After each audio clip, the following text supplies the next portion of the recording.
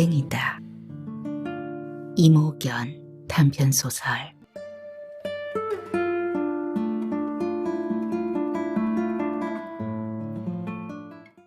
사고라도 있었던 걸까? 어제와 달리 오토바이 통행금지라고 적힌 오뚜기 입간판이 2개씩 묶인 채 3중으로 후문을 막고 있다. 겨우 유모차 정도 빠져나갈 수 있는 틈새를 지그재그로 빠져나오며 순정은 잠깐 멈칫했다. 오른쪽으로 갈까? 왼쪽으로 갈까? 후문을 통과해 무조건 왼쪽 담을 따라 걷는 오후와 달리 오전 걷기를 할 때면 가끔 망설여진다. 그러나 집을 나서면서부터 중얼거리던 다란이를 멈추지는 않는다. 산자락에 지은 아파트라 약간 오르막이 남아있는 왼쪽 길은 담장을 따라 걷다 보면 수변 공원으로 이어진다. 여름이면 분수쇼도 열리고 가로수도 우거져 걷기에 좋은 길이다. 물가를 따라 먹을 것과 입을 것을 파는 상점이 늘어져 있어 사람들의 왕래도 많다. 많음 속에 들면 자신이 잘 드러나지 않는다는 걸 순정은 알고 있다. 순정은 모자를 눌러 쓴 채 그 수변 공원을 한 바퀴씩 돌곤 했다. 1시간 반이 걸리는 거리였다. 집을 나설 때가 대체로 10시 반, 12시까지 돌아오려면 이 왼쪽 길로 가는 게 옳은 선택이다. 그런데 생각이 많은 날엔 공연히 엇나가고 싶은 충동이 인다. 예측을 끝낸 내 신경이 왼쪽으로 가라는 신호를 보내건만 순정의 발걸음은 주춤주춤 오른편을 향했다. 저는 교회와 허산으로 갈 수도 있고 습지 공원을 지나 멀리 용화사까지 갈 수 있는 방향이다. 물론 세상의 모든 길은 이어져 있듯이 이 길로 가도 수변 공원에 닿기는 한다. 그러나 중간에서 돌아서지 않는 한 12시까지 돌아오기엔 무리다. 순정은 뇌에서 보내는 신호를 무시하며 가볍게 머리를 털어냈다. 잠시 희미해지던 신묘장구 대다란이가 이어진다. 순정의 다란이가 중심을 잡자 저절로 걸음이 빨라진다. 이럴 때 사람들은 두려움을 잊는다. 집단 자살이나 집단 학살이 일어나는 것도 이런 상황일 터였다. 아직 그런 완벽한 무아지경에까지 다다르지는 못하지만 제 목소리에 취하기 시작하면 순정의 머릿속 엉킨 신경회로들도 차츰 타래를 푼다. 잡념이 사라지면서 다란이 길이 선명해진다. 순정의 오른손가락 하나가 또 접힌다. 나무라, 다나다라, 나막알야, 바로기제, 새 파라야. 순정이 심묘장구 대다란이를 한 번 외는 시간은 1분 정도. 한 번 외울 때마다 오른손가락을 하나씩 접는다. 5 손가락을 접었다가 다시 펴기 시작해 모두 펴지면 왼손가락 하나를 접는다. 왼손가락 하나 접히는 시간이 10분인 셈이다. 집중해서 걷기만 한다면 거의 정확하다. 순정의 뇌엔 이 다란이를 외는 신경회로가 생겨 있다. 어지간하면 흩어지지 않는다. 사람들이 숲을 오가며 1번, 2번 밟고 또 밟으면 차츰 오솔길이 되는 것과 같은 이치다. 수십 년 외워온 다란이는 다른 생각을 하면서도 거의 정확하게 손가락을 접는다. 높이를 가늠하지 않아도 다리가 알아서 오르는 계단처럼 초밥집 주방장이 3 손가락으로 움켜잡는 초밥의 양이 거의 정확한 것처럼 이렇게 감각기관 끝에 생긴 신경을 감마신경이라 한다던가 순정에게도 이런 회로가 생긴 것이다. 참외 진원 108번에 5분. 광명왕열의 다란이는 한 번 외는데 10초가 걸린다. 능엄 신주는 요즘 잘 못하지만 한창 혀가 잘 돌아갈 때는 5분 내로 끊었다. 능엄 신주를 외다 보면 길을 잃을 때가 많다. 링반대롱이라는 현상이 이렇게 다란이를 외울 때도 생길 줄 몰랐다. 무심코 외다 보면 중간 못 미치는 곳에서 다시 앞부분으로 돌아오는 경우가 많은 게 능엄 신주다. 나이가 들면서 순정은 이 다란이는 포기했다. 평소에도 워낙 숫자 세는 것을 즐기는 순정은 김밥은 100번을 씹어야 입안이 비고 보통 밥 한 숟가락은 50번가량 씹는다는 걸 알고 있다. 깻잎 한 상자를 사와서 씻을 때도 숫자를 셌고 상추를 씻으면서도 숫자를 셌다. 머릿속에 스미는 망상을 없애기 위한 방편으로 코끝으로 들고 나는 숨을 센다는 수식관의 변형인 셈이다. 하지만 이런 옥솔길이 생겼다고 해서 새길이 생기지 않는 건 아니었다. 순정의 다라니길 옆에는 망상이 끝없이 잔뿌리를 뻗는다. 그래도 착한 치매라 얼마나 다행이야. 만일 올케를 꼬집고 때리기라도 하면 어떡해.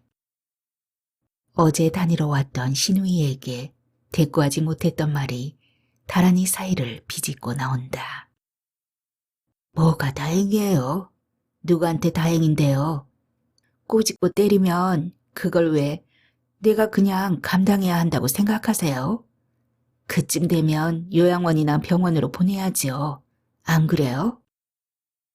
망상의 꼬리가 다른 꼬리를 물고 온다. 이제 살면 얼마나 더 사시겠다고. 순정이 그 말 때문에 더 분노한다는 걸 사람들은 모른다. 순정이 결혼할 때부터 친정엄마가 했던 말이다. 부모님께 잘해드려라. 사실 날이 얼마나 되겠니?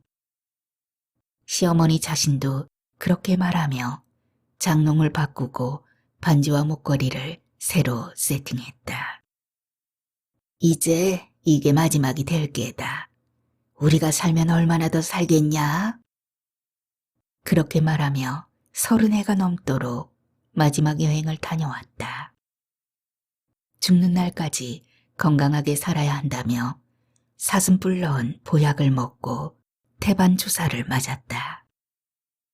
그 사이에 24살 고분고분하던 새댁 순정은 이른을 앞둔 나이가 되었다. 내 주름 깊숙한 곳에 숨어있던 기억들이 마구 튀어나오면 기껏 제 길을 걷던 순정의 다란이도 길을 잃는다. 기억 주름이 열릴수록 열이 솟는다. 순정의 남편은 효자다. 누가 봐도 인상 좋은 착한 아들이다. 주말이면 어머니를 휠체어에 태우고 산책을 나선다. 자상한 모습으로 어머니의 건강을 체크하고 꽃나무 앞에 세워놓고 사진을 찍는다. 어머니를 위해 지나간 유행가를 틀어주며 같이 노래를 부른다. 어머니와 함께하는 모습 보기 좋습니다. 누군가 지나가며 아른 체를 해주면 두 사람은 더욱 신바람이 난다. 내년이면 100세십니다. 남편은 묻지 않은 어머니 나이를 말하고 어머니는 찰떡같이 맞장구를 친다. 우리 아들 효자지요? 우린 한 번도 떨어져서 산 적이 없어요. 어머니는 누가 봐도 연세에 비해 우아하고 고상하고 젊다. 피부도 깨끗하고 건강해 보인다. 대단하시네요, 어르신. 오래오래 건강하세요. 훈훈한 덕담이 따라오는 훈훈한 사회다. 그때마다 순정은 이 훈훈한 세상에서 한 발 뒤처진다. 대단하다는 말 속에 스며있는 부정적인 의미를 들춘다. 넘치게 많으시네요. 사실 그렇게 말하는 이들이 무슨 큰 의미를 두고 하는 말이겠는가. 의례적인 말이라는 걸 알면서도 순정은 그런 소리를 들을 때면 배알이 꼬인다. 열이 솟는다. 그 순간을 알아채고 참의 진언으로 억누르지만 그 성남이 쉽게 가라앉는 건 아니다. 100살, 살아내기 쉬운 세월이 아니라는 걸 안다. 개똥밭에 굴러도 이승이 좋다더라. 어머니가 들먹이는 이 말이 장수로 이어지는 것도 아닐 것이다. 어머니는 환경에 잘 적응한 것 뿐이다. 물론 이 노인에게 고비가 없었던 건 아니다. 언젠가 팔이 부러졌을 때 고열로 폐혈증이 온 적이 있었다. 곁에서 간호하던 순정이 수상한 기미를 채고 대학병원으로 옮겼기에 망정이지. 그렇지 않았더라면 노인은 그날 세상을 하직했을지도 모른다.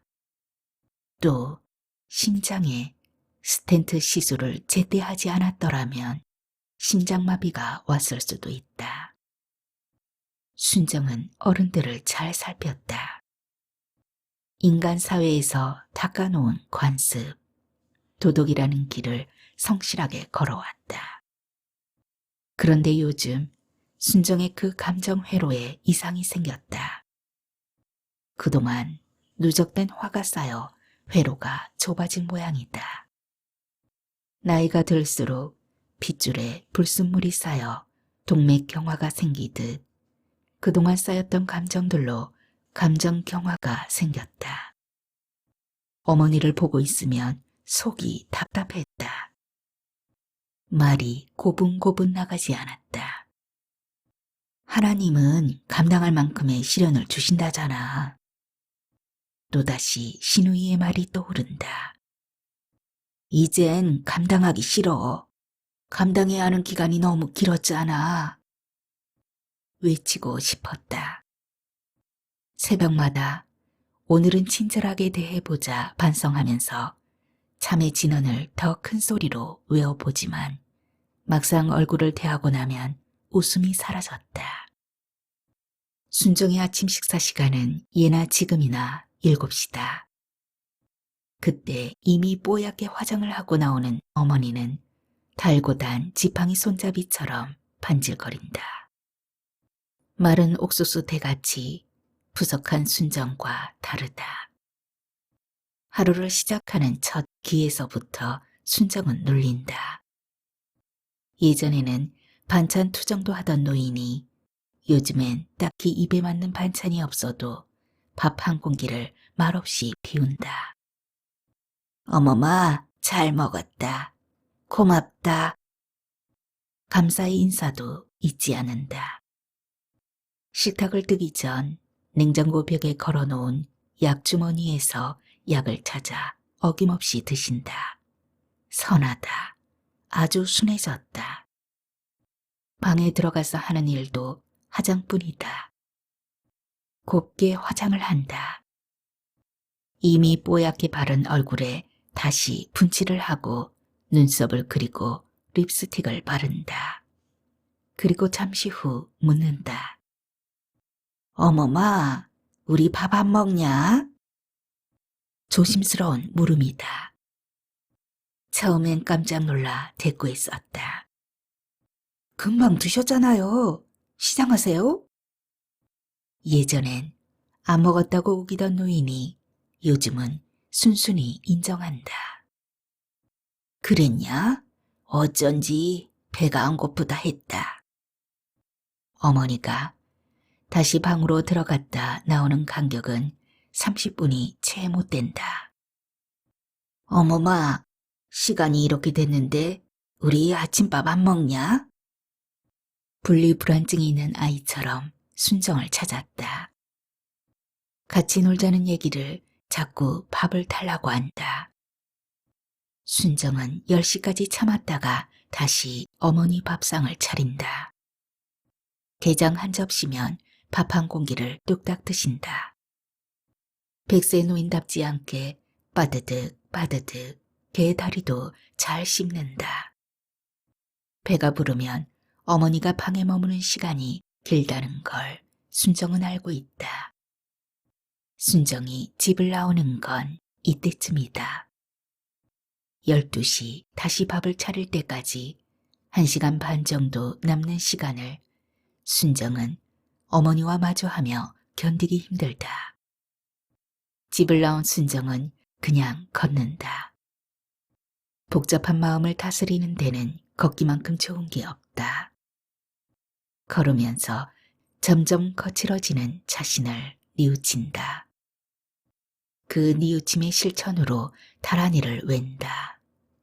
옴 살바 못자 못지 사다야 사바하 못살자 사바야 홈. 제일 먼저 외우는 것이 참의 진언이다. 참의 진언을 외고 나면 신묘장구 대다란이를 웬다. 가족들의 안녕과 오늘도 무사히 하루라도 걸으면 무슨 일이 생길 것 같다. 순정은 하루 49번 다란이를 웬다. 순정은 이 신묘장구 대다란이의 효염을 믿고 있다. 오래전 집을 팔고 새 집으로 옮기려고 한 적이 있었다. 이사가야 할 날짜는 다가오는데 살고 있던 집이 팔리지 않았다. 그때 함께 절에 다니던 친구가 이 신묘장구 대다란이를 외워보라고 했다. 하루에 49번씩 일주일만 외워봐. 신통하게 집이 나가더라고. 그 친구가 여러 번 회음을 받다는 말에 순정도 해보기로 했다. 처음엔 한 번 읽는데 5분이 넘게 걸렸다. 수첩 한 장에 다란이를 빼곡하게 적어들고 화장실에 앉아서도 읽고 세탁기를 돌리면서도 읽었다. 낮에 다 못 읽은 날은 남편이 잠들기를 기다렸다가 읽었다. 식구들 눈을 피해 서너 시간 다란이를 읽는 것은 고행이었다. 그러기를 닷새 정말 이사 오겠다는 사람이 나타났다. 그 뒤로 심묘장구 대다란이는 순정에겐 수호신이자 보살이 되었다. 그리고 일도 가는데 1분이 걸리는 시계가 되었다. 머릿속이 시끄러울수록 기도의 강도가 세졌다. 심묘장구 대다란이가 끝나면 광명왕열의 다란이 108번을 외운다. 다음 생에 좋은 인연을 맺게 해준다는 광명왕열의 다란이는 최근에 외기 시작했다. 이 모든 걸 마치려면 오전에 1시간 반이 빡빡하다. 오후에 한 번 더 외고 나면 숙제를 마친 것처럼 속이 편안했다. 그러나 이 일이 마냥 순조로운 건 아니었다. 어머, 언니 나오셨네요? 왼손 하나를 접으며 다시 다란이를 시작하려는데 쇠된 목소리가 막아선다. 순정은 그 여자를 알아보지 못했다. 지난번에 저 아파트 산다고 인사했었는데. 그녀의 손이 가리키는 아파트를 보자 생각이 났다. 어머니와 흘러간 유행가를 부르며 걷는 남편에게서 뒤처져 걸을 때 그 사이를 비집고 들어왔던 여자다. 부침성이 좋은 건지 주책이 없는 건지 여자는 순정이 옆에 붙어서서 1시간 동안 제 집안 내력을 다 설명했다. 저희 어머니는 재작년 추석을 앞두고 돌아가셨어요. 앞서 걷는 사람들이 남편과 어머니라는 걸 알자 여자는 묻지 않은 말로 시작했다. 시댁이 충주라던가.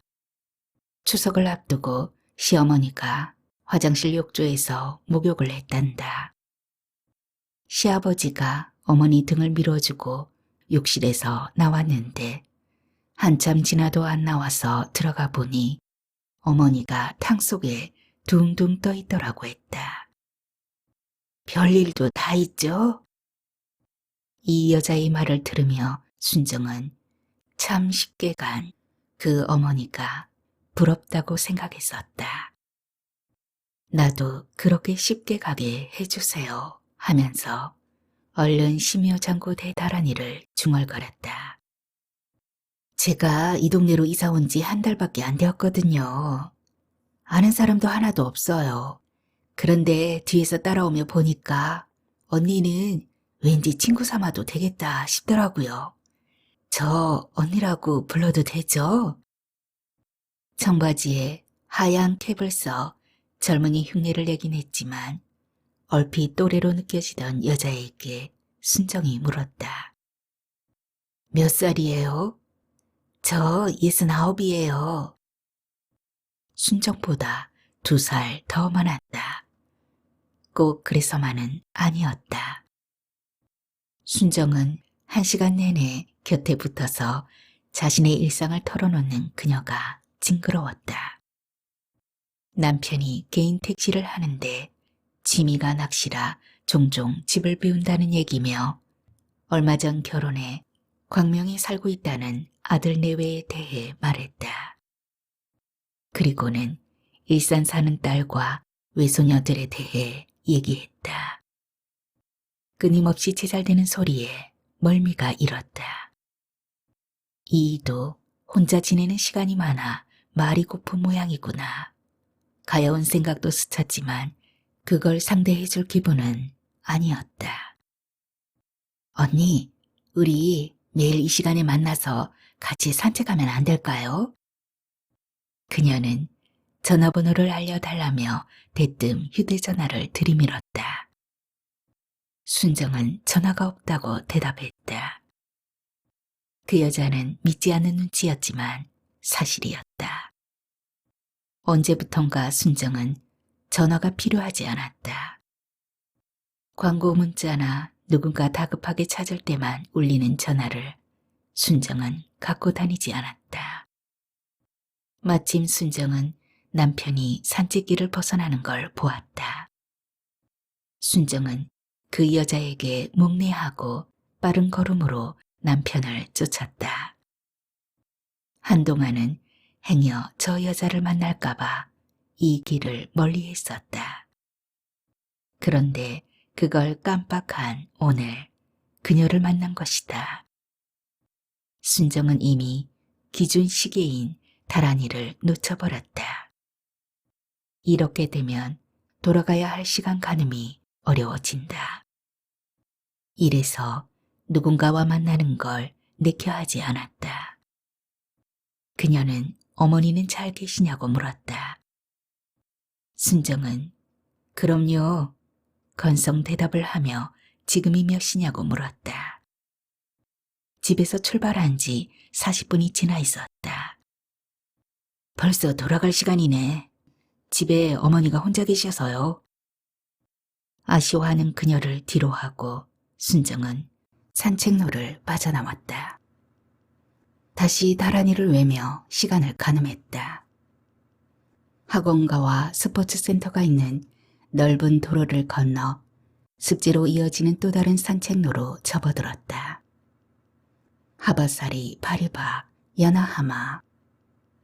부지런히 외면서 걸었다. 집에 와서 보니 식탁 위 전화기에는 17통의 부재중 전화가 와 있었다. 모두 어머니가 건 거였다.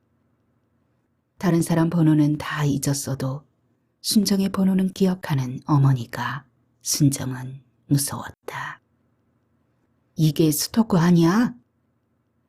젊었을 때는 젊은 여자 집 밖으로 내돌리면 바람난다고 발을 묶더니 늙어서는 이렇게 같이 놀자고 붙잡는 어머니가 끔찍하다고 남편에게 투덜거렸다. 순정은 다시 밥상을 차렸다.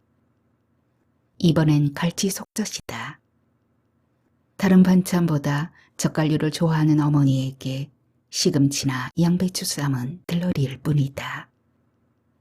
밥을 드신 어머니가 방으로 들어가는 걸 본 순정은 김치찌개를 밥 위에 얹어 끼니를 때웠다. 설거지와 저녁 반찬을 준비하며 고구마를 삶았다. 자동 인형처럼 쌀을 씻어 앉히고 타이머를 맞추었다. 어머마, 순정이 돌아보며 인상을 썼다. 어정어정 걸어 나오는 어머니보다 구린내가 앞서 다가왔다. 아는 척하지 않는 순정에게 파투 다가온 어머니가 윗입술을 활짝 벌리며 웃는다. 어머니가 겸연쩍을 때 하는 행동이다. 그새 새로 칠한 입술이 무섭도록 시뻘겋다. 얼마나 귀여우셔. 눈썹 연필과 립스틱만 들이면 종일 저렇게 노시잖아. 시누이와 함께 신방 왔던 교우는 시어머니를 귀엽다고 했다. 순정은 아무리 봐도 귀엽지 않았다. 오히려 섬뜩할 뿐이다. 나 똥 쌌다. 시어머니가 잘못한 아이처럼 말했다. 엄마, 똥 싸고 나면 뭉개지 말고 즉시 올케한테 말해요. 알았지? 끝없이 가르친 시누이 덕분인지 깔끔한 성격 탓인지 어머니는 똥을 뭉개진 않는다. 그만해도 얼마나 다행이냐고들 했다. 다행이었다. 아주 다행한 일이었다. 순정은 말없이 화장실로 앞장을 선다. 노인이 따라왔다. 순정은 노인의 바지를 벗기고 속옷을 벗겼다. 노인들의 분비물은 아이들과 달리 냄새가 독하다. 물큰한 똥이 기저귀와 가랑이 사이로 흘러내려 팬티와 속바지에도 묻어있다. 순정은 치미는 욕지기를 참으며 고무장갑을 꼈다. 욕조를 잡고선 노인의 엉덩이며 가랑이에 물을 뿌려 씻긴다. 늙은 사타구니는 코끼리 다리처럼 가로주름투성이다. 주름 사이에 낀 똥을 닦는다. 싫다, 싫다. 순정의 뇌회로에 연신 경고등이 들어왔다. 순정이 속으로 울부짖는다. 나한테 왜 이래? 대체 나한테 왜 이러는 거야? 언제까지 이래야 하는 거냐고. 그 외침을 타라니가 막는다. 하바사, 리바리바, 야나하마, 대슈미, 바바바사. 전생의 업보지요. 업장을 소멸하는 거라 생각하고 잘 보필하세요. 언젠가 순정이 다니던 절에 스님이 하는 말을 들은 후 순정은 다시는 그 절에 가지 않았다. 순정의 손길이 거칠었나? 어머니가 징징거린다. 어머마, 살살해. 나 아파. 어머니에게 기저귀를 채우고 팬티를 입히고 속바지를 입혔다. 한때 70kg에 가까웠던 노인의 몸뚱이는 이제 생명을 유지하기 위해 최적화되어 있다. 자연은 의도가 없다던가. 그렇다면 대체 이 생명이 붙잡고 있는 것은 무엇일까? 순정은 한숨을 쉬며 구린내 가득한 화장실 창문을 활짝 열었다. 기저귀를 비닐봉지에 싸 쓰레기통에 넣고 샤워기로 팬티에 붙어있는 똥을 털어냈다. 똥물 튄 옷들을 애벌 빨아 세탁기에 넣었다. 큰일을 한 듯 숨이 찼다. 예전엔 그깟게 뭔 일이냐 싶던 일들이 이젠 고된 일이 되어버렸다. 순정은 어머니 똥처럼 물큰하게 삶긴 고구마 2개와 김치를 어머니 방에 가져다 놓았다. 어머나, 웬 고구마냐? 고맙다. 1년 넘게 반복한 동작이건만 노인의 반응은 늘 새삼스럽다. 어머니 방을 나온 순정은 아침나절 벗어놓았던 외투를 다시 걸친다. 하루빨리 이 집을 벗어나고 싶은 마음뿐이다. 이럴 땐 밖으로 나가지 않는 어머니가 고맙다. 다행이다. 너 바보야? 왜 네가 그 집안 총대를 메고 사는데 40년 세월이 징그럽지도 않니? 이제 제발 그만두겠다고 해. 순정은 다란이 사이로 친구가 했던 말을 떠올렸다. 친구들은 차라리 집에서 나오라고 했다. 막대한 유산을 물려받는 것도 아니고 다른 자식이 없는 것도 아니고 요즘은 바보나 그런 짓을 하는 거라며 가장 친한 친구는 침을 튀겼다. 쟤 밥공주잖아. 마법에 걸린 밥공주. 12시 전에 돌아가야 하는 신데렐라처럼 시어머니 밥 해주러 가야 하는 밥공주야. 결혼 초부터 밥 때만 되면 정신없이 돌아가던 거 기억 안 나니? 혹시 착한 여자 콤플렉스 있는 거 아니냐고 묻는 친구도 있었다. 하지만 결단이 쉽지 않았다. 더 심하고 모진 세월도 견뎠는데. 야, 그땐 네가 젊었잖아. 젊으니까 맷집이라도 있었던 거고 너 지금 건불 같아. 훅 불면 날아갈 것 같다고. 순정도 약이 올랐다. 무슨 나라를 구하는 일도 아니고 떼돈을 버는 일도 아닌 이깟 일로 이렇게 평생 속을 끓이고 사는가. 그게 억울했다. 하지만 단지 용기가 없어서만은 아닐 것이다. 모든 생명체는 자신들이 가진 조건에서 최적의 길을 예측하며 살아간다지 않던가. 이제 엄마도 누나들도 다 꺾여서 당신만 바라보고 있잖아. 당신이 제일 센 위치에 있다고. 남편의 말이 아니라도 시어머니와 시누들의 콧대가 꺾인 건 느낄 수 있었다. 한때 그들은 한패가 되어 순정을 괴롭혔다. 어머니가 밥상을 엎은 건 순정이 24살 때다. 지금의 순정보다 훨씬 젊은 시어머니는 늙은 부모 점심상을 안 차려놓고 나갔다며 저녁 밥상 머리에서 아들에게 고자질을 했다. 어머니, 저 나간 게 10시예요. 밥 차리기엔 이른 시간이라서 그냥 나간 건데 어머니가 다녀오라고 하셨잖아요. 웃으며 대꾸했다가 생긴 일이었다. 화를 다스리지 못하는 시어머니는 젊은 날에도 화가 나면 밥사발을 던지고 다리미도 던졌다며 남편은 엄마를 무서워했다. 부부만 사는 사람들은 부부싸움의 결판도 쉽게 난다. 그러나 순정의 부부싸움은 여진이 길었다. 남편과 티격태격하면 시어머니가 달려들고 남편이 시무룩해 있으면 시누이들이 쓰나미처럼 밀려왔다. 그 후 끼니에 대한 노이로제가 생겼다. 때가 되면 나가 있던 발걸음이 절로 집으로 향했다. 친구들은 그런 순정을 보며 못났다고 뒤에서 수군거렸다. 그런 걸 보기 싫어 친구들 모임도 끊어버렸다. 오늘은 용화사 종소리를 들어야지. 순정은 오토바이 통행금지 표지판 사이를 지나 아파트 후문을 나섰다. 용화사를 향한 목표가 분명한 오후에는 왼편 담장을 따라 걸어야 한다. 순정은 다란이를 외며 집에 가고 싶다 하고 중얼거렸다. 집에서 나오면서 집에 가고 싶다니 내가 가고 싶은 나의 집은 어디일까? 순정은 슬그머니 웃었다. 용화사는 지난 가을 산책길에 만난 절이었다. 순정은 그날도 앞만 보며 부지런히 걷고 있었다. 그때 어디선가 웅숭 깊은 종소리가 들렸다. 둥, 둥.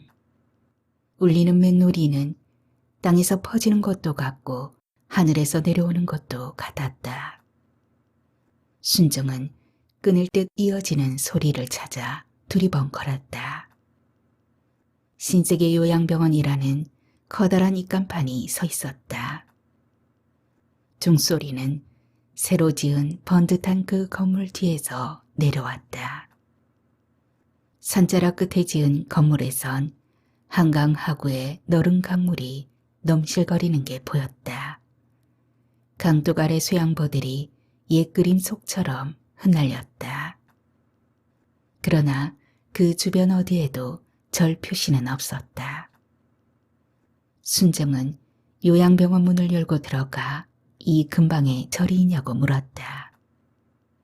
좀채 볼 수 없던 순정의 적극적인 모습이었다. 커피를 내리고 있던 중년의 여자가 건물 왼편을 돌아가면 산자락으로 올라가는 길이 있다고, 그 길을 따라가면 절이 있다고 알려주었다. 그 여자의 말대로 오솔길이 나타났다. 제법 경사가 심한 길을 따라 올라가니 절이 있었다. 용화사. 빛바랜 대웅전 하나뿐인 사찰이었지만 서해로 이어지는 강줄기가 한눈에 들어오는 풍경이 근사했다. 강을 바라보는 종루에서 스님이 강을 바라보며 종을 치고 있었다. 종소리가 석양이 붉은 강 위에서 출렁거렸다. 순정은 다란이로 30초마다 울리는 종소리를 계산했다. 번지며 돌아가는 맹놀이는 세상을 깨우려는 건가, 만물을 재우려는 건가. 가천거리에 있는 모든 생물은 그 소리에 반응하듯 소리를 죽였다. 순정은 끌리듯이 법당으로 들어섰다. 법당에 들어가면 늘 부처를 먼저 살피는 순정이다. 여느 법당에서 볼 수 있는 금불이 아닌 하얀 대리석으로 조각된 부처가 서 있었다. 눈에 익은 석가모니 상이 아니었다. 단아하고 잘생긴 부처가 아니라 덜 다듬어진 인간 모습의 등신불. 순정은 단박에 그 부처가 마음에 들었다. 누굴 닮은 것 같았다. 누굴 닮았지?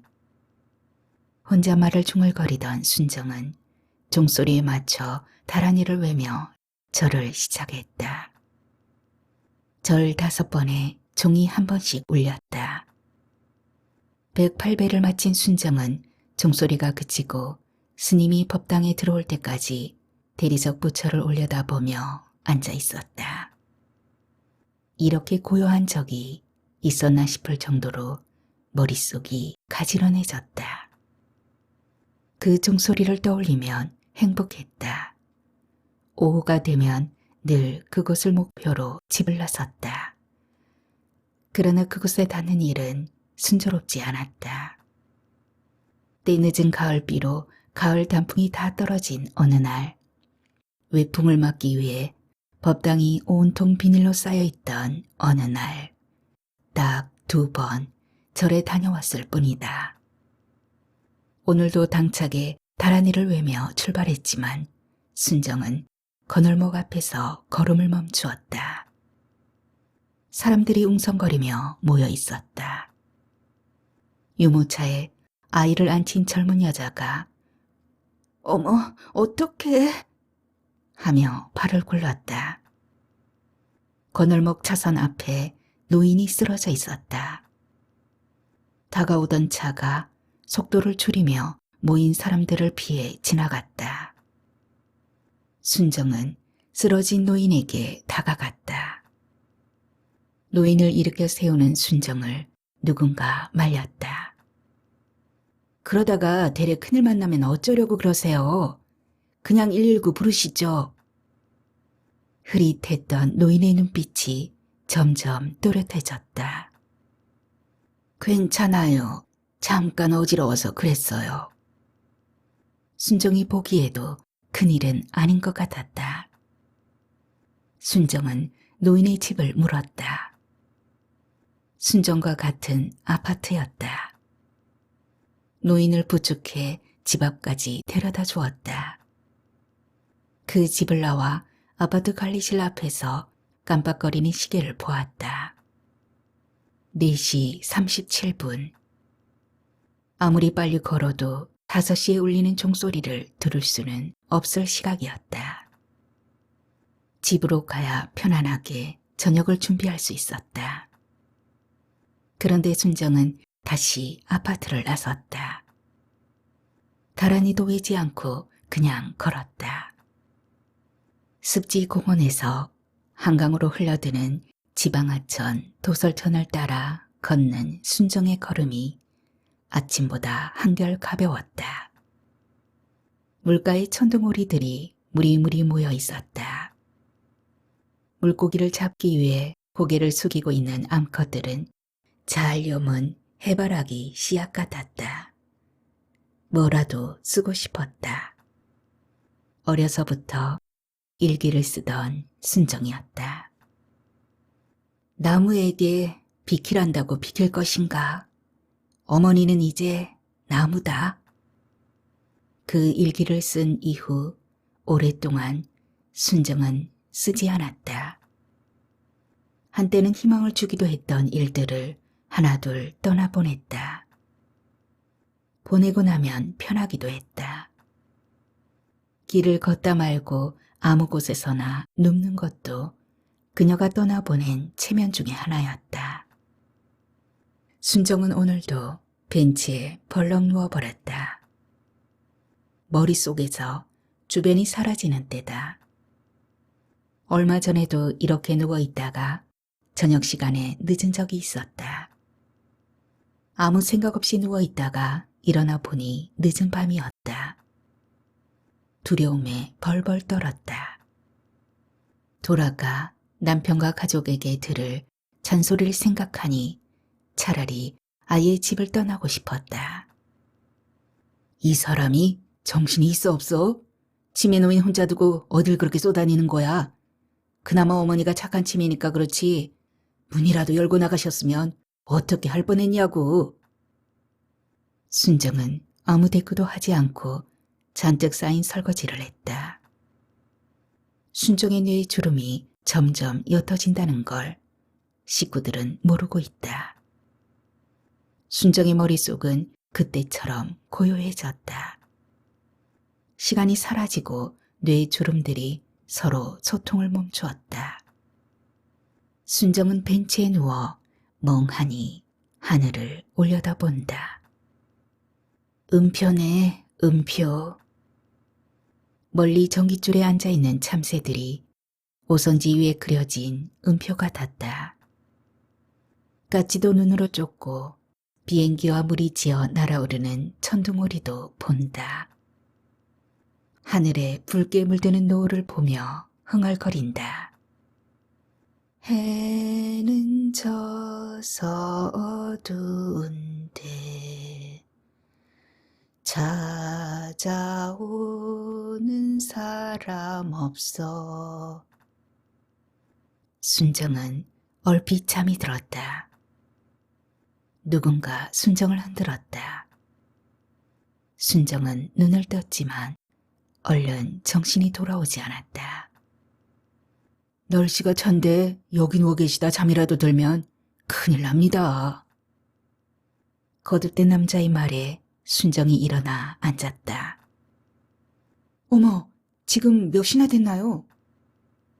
순정이 당황하며 묻자 남자는 휴대전화를 꺼내보며 5시 50분이라고 했다. 큰일 났네. 중얼거리며 순정은 남자를 향해 까딱 목 인사를 하고는 집 쪽으로 허둥지둥 걸었다. 대체 어디를 그렇게 돌아다니는 거요? 뭘 하느라고 전화도 안 받아? 언성을 높이는 남편 앞에 서 있기라도 한 듯 식은땀이 나고 가슴이 뛴다. 다란이도 같이 달린다. 하바사리 바리바야 나하마 대시미 바바바사. 남편은 아직 돌아오지 않았다. 순정은 가슴을 쓸며 다행이다 한숨을 내쉬었다. 이게 다 다란이 덕이라고 생각했다.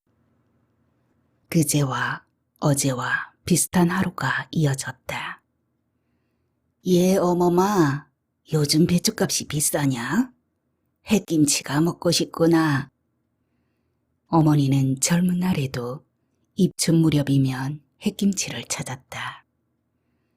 정신은 온전치 않아도 계절 바뀌는 걸 아는 어머니가 순정은 신기했다.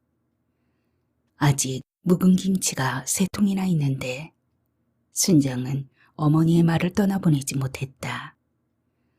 아침 산책 대신 배추 1통을 사다가 절여서 얼른 겉절이를 했다.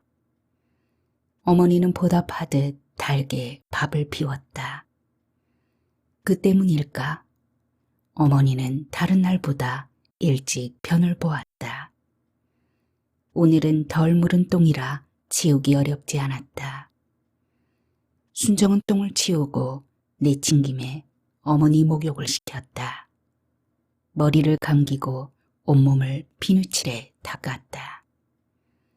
개운해 하는 어머니에게 옷을 입히고 순정도 젖은 옷을 벗고 샤워를 했다. 세탁기를 돌리고 저녁살을 씻고 돼지고기를 고추장 양념에 묻혀 놓았다. 웬 고구마냐? 고맙다. 삶은 고구마를 가져가자 노인은 오늘도 감사해 했다. 오늘은 종소리를 들어야지.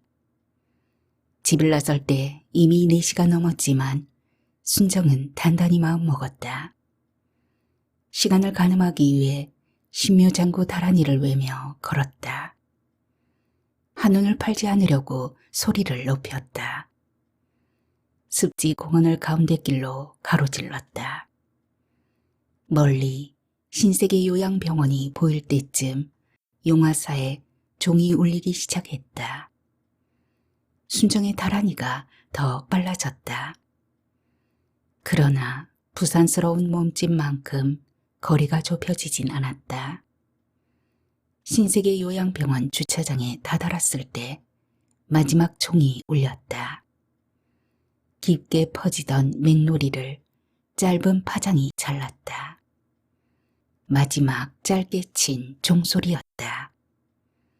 순정은 스님이 저녁 예불을 끝내고 나올 때까지 법당 뒤편에 앉아 있었다. 벌떡이는 가슴을 누르고 숨을 몰아쉬며 구수한 예불 소리를 들었다. 찬바람을 막기 위해 내 벽에 덧댄 비닐이 강바람에 퍼덕였지만 순정의 몸과 머릿속은 가지런해졌다. 예불을 끝낸 스님이 문을 꼭 닫고 요사체로 올라가는 걸 보며 순정은 종로로 다가갔다. 종소리를 잡아모으던 종마루를 올려다보고 소리가 스며 움푹 패인 바닥을 들여다보았다. 해질 무렵엔 물결도 마음이 급한가. 마지막 빛을 머금은 채 서해로 내달리는 물결을 한동안 바라보았다. 시간이 사라졌다. 순정은 꽉 닫힌 법당 문을 억지로 열었다. 법당 안은 바깥보다 더 어두웠다. 아직 타고 있는 향이 밝게 숨을 빨았다. 순정은 손을 모은 채 대리석 부처에게 다가가 한참을 바라보았다. 그 앞에 방석을 끌어다 놓은 순정은 다시 한번 부처를 올려다보았다. 편안했다. 나무라 다나다라 나막알야 바로 기제. 참의 진언을 마친 순정은 다란이에 맞춰 몸을 일으켰다. 먼 길 걸어온 다리가 삐걱거렸다.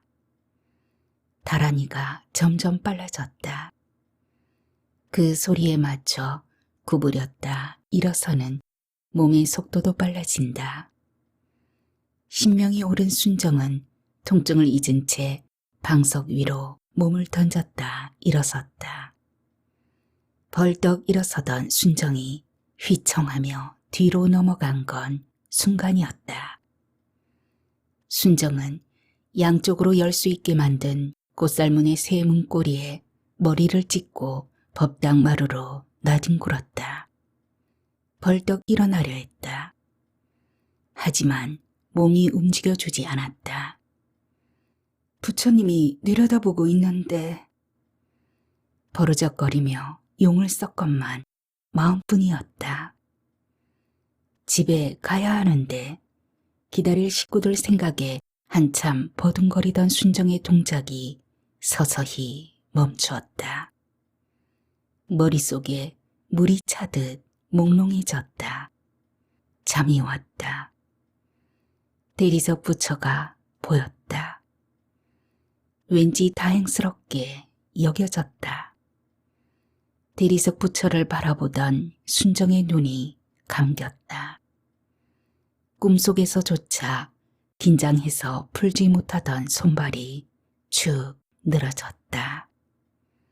문풍지가 악을 쓰듯 울부짖었다. 그러나 순정은 고요했다. 비로소 고요해졌다.